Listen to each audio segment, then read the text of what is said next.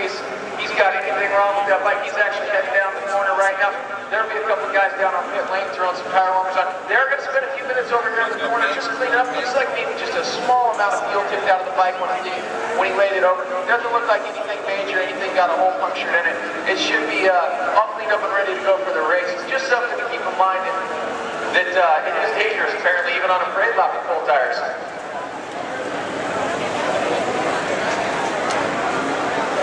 Hey Sean, they do have full tires when they originally get out here, and it is a little slippery with that. What are they going to do to prevent that for the race? Well, typically what they have is little tiny electric blankets that they literally wrap around the tires, so you get up to about 150 degrees. And once they release on the warm-up lap, funny enough, aptly named.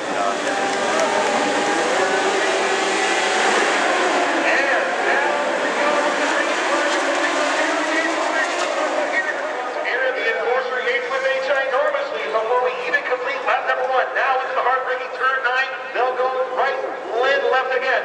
Followed by number 59, Jake Holden, but Jake Holden has a country mile in front of him. He better start kicking the spurs to that pony in order to catch up to that rear wheel of Yates. Yates now hard on the brakes. Turn 9, now 9-8 for Aaron Yates one more time. So it is Yates, Holden, and May, followed by Blake Young in that order. There's your top four. It's starting to stretch up just a little bit. Number 311, Tramontino Dimitri, holding down a solid fifth position as they hard on the brakes once again in the turn 11. Leading Angry with a ballsy move in the turn 11 makes the pass on Tramontino Dimitri, like number 184. They come across the line. So for just a moment, Paris had the line, and Angry took it right back. On the first lap of the race, number 8 Paris went way wide up in turn 7 and lost a couple of positions. So now down, he's clawing his way back. Hard on the brakes into turn 9 goes Paris. He'll make the pass on Angry this time by. My goodness, the hard-charging Canadian. Number 8 Chris Paris gets on the screaming down here on the front straightaway as they're seeing this action unfold. Holden gets by Yates. It was a little handlebar banging action, but you know what they say, rubbing's racing. So now it is Holden followed by Yates, and then he has a very unique line that we talked a little bit about with Franklin jumper cables at a Margarsville spot meet. My goodness, look at these three riders up front go. Here comes Jake Holden on that Corona Extra. The red flag comes out and start finish undoubtedly for our down riders in that turn 5 area. That's going to be Pridmore and Angry, it sounds like. So we're going to wait to hear official commentary from the AMA officials. But boy, does that throw a wrench in things. Not only the throwing of the red flag and bringing to a halt this race with 2 laps to go. And again, generally speaking, the rule is if the red flag comes out past halfway, they will consider the race official. If that's the case, they have a second issue to deal with. Jake Holden cut the corner in turn 1. Are they going to weigh that as a safety issue because he would have run into the back of another rider or not? I don't know. The bottom line is we saw what we saw, and we're going to let AMA go ahead and shake that out. Well, if I'm a good guesser, this race is done. Rich, I'm going to throw it to you. I got to get on my horse down to the winner's circle down at the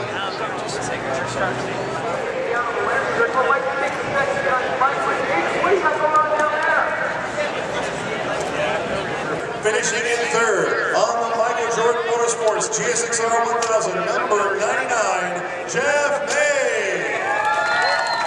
What an epic battle between you, Jake, and your teammate Aaron. Tell us a little bit about it. Yeah, I don't think any of us had anything on the other one, and you know, those guys, it seemed like they could just squirt off some of the tight corners a little better, but then I could get into the corners a little better. So nobody had anything between each other, so it was going to come down to probably a last lap move between the 3 of us, and you know, we got cut short a lap or 2. But what a dice out there. Did you ever get concerned that Jake might get away?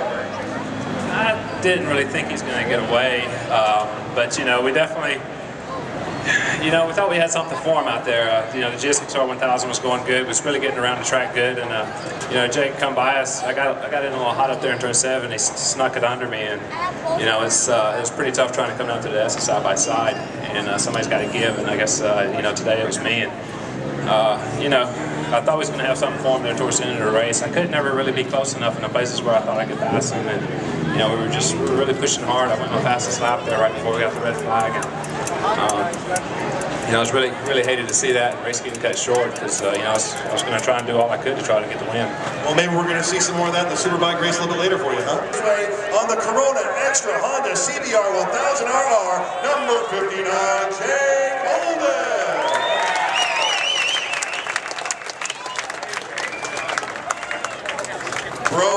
say is that was one hell of a ride. You know, I kept hearing them Jordan Suzuki's behind me, and I was like, man, I better not make any mistakes. I know they're gonna be right there.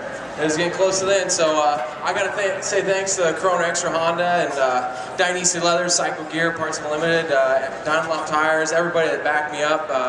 We're going pretty good, and I'm ready to push for the next race too. You had an excellent start. Boy, you started to get away pretty quick. Did you think for a moment, or were you getting some signals from your pit crew that thought you might be able to break away entirely?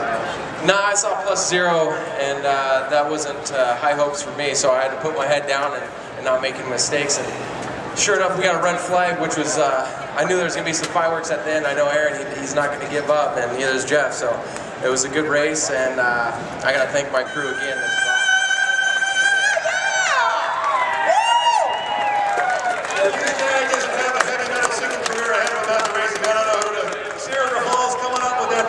Trophy. Unbelievable. That's a hard act to follow. On behalf of Infineon Raceway, congratulations on your first career win here at Infineon Raceway. We hope to see you up here again. Thank you guys very much. Ladies and gentlemen, your first place finisher, number 59, James.